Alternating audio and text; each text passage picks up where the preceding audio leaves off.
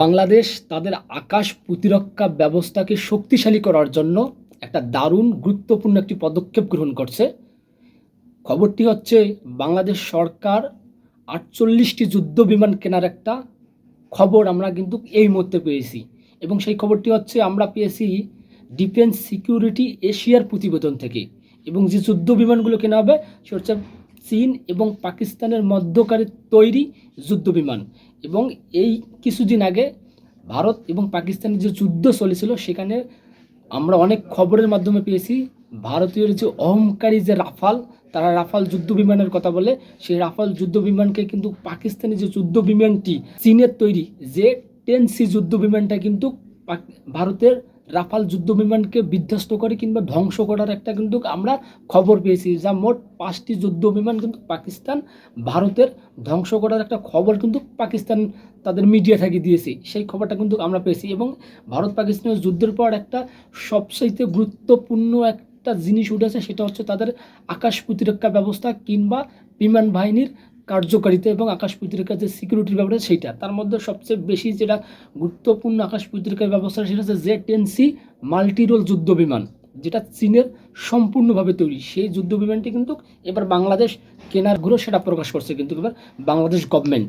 মোট 48টি যুদ্ধ বিমান বাংলাদেশ সরকার কিন্তু কিনবে। তার মধ্যে হচ্ছে Z-10C যুদ্ধ বিমান কিনবে 16টি এবং F-17 থান্ডারবোল্ট 3 যুদ্ধ বিমান কিনবে মোট 32টি। এবং এই দুইটি যুদ্ধ বিমান বাংলাদেশের আকাশ প্রতিরক্ষা ব্যবস্থায় দারুণ গুরুত্বপূর্ণ ভূমিকা পালন করবে। কারণ হচ্ছে সাম্প্রতিক সময়ে আমাদের প্রতিবেশী যে রাষ্ট্র এবং মায়ানমার রাখাইন রাজ্যে যে আরাকান আর্মি আছে তারা কিন্তু এই সময় সবচেয়ে বেশি আমাদের সীমানায় তৎপর।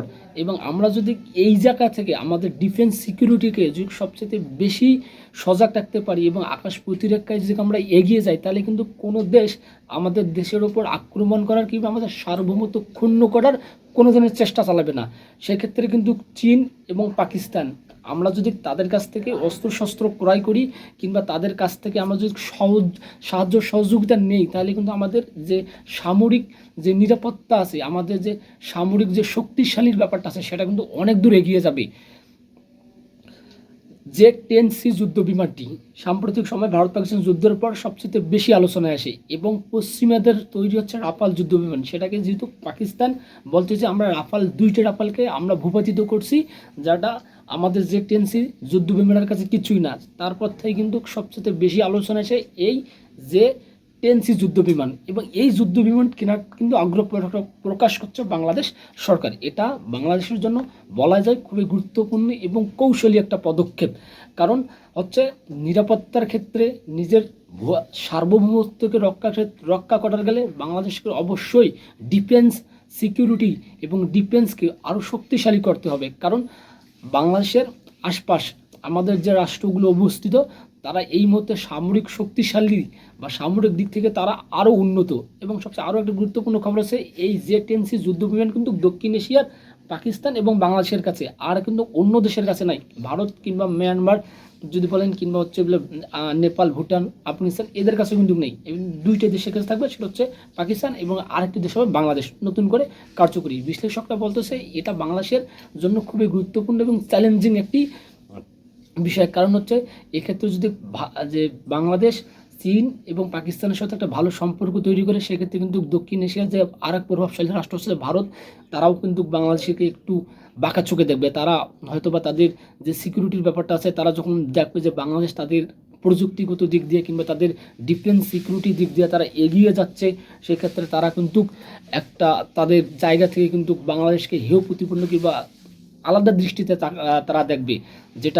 যেটা পাকিস্তান এবং ভারতের মধ্যবর্তী যে যুদ্ধটা চলছিল, সেটা কিন্তু আমরা দেখছি। ভারত যে সবসময় তারা তাদের খবরের জায়গা থেকে, তারা তাদের মিডিয়া জায়গা থেকে বারবার বলছিল যে আমরা এবার পাকিস্তানের সবচেয়ে বেশি কার্যকরী ভূমিকা পালন করছি, আমরা যুদ্ধে সবসময় এগিয়েছিলাম।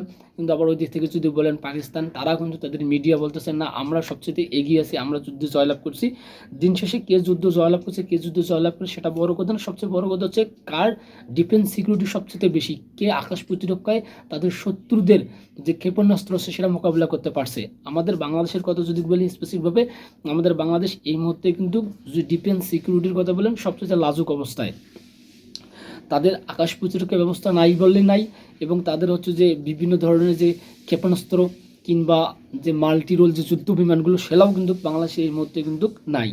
এই আমাদের সামনের দিন আমাদের নিজেদের অস্তিত্ব রক্ষার জন্য আমাদের সামনে যে আরও বড় বড় চ্যালেঞ্জ আছে সেগুলোকে মোকাবেলা করতে হলে অবশ্যই কিন্তু ডিফেন্সে আমাদেরকে অবশ্যই এগিয়ে যেতে হবে। সেক্ষেত্রে হচ্ছে নিরাপত্তা, সেক্ষেত্রে হচ্ছে সিকিউরিটির ব্যাপার যে, এবং আকাশ প্রতিরক্ষার যে ব্যবস্থা আছে আমাদের আধুনিকায়ন করতে হবে। আমাদের বিমান বাহিনী, আমাদের নৌবাহিনী, আমাদের সেনাবাহিনী আছে, সর্বক্ষেত্রে আমাদেরকে আধুনিকায়ন করতে হবে এবং দক্ষিণ এশিয়ার একটা গুরুত্বপূর্ণ রাষ্ট্রে আমাদের পরিণত হবে। কারণ হচ্ছে বাংলাদেশের চারিদিকে যে রাষ্ট্রগুলো আছে সবাই শত্রু ভাবাপন্ন রাষ্ট্র বাংলাদেশের জন্য, এবং বাংলাদেশের সার্বভৌমত্বের হুমকি হবে তারা।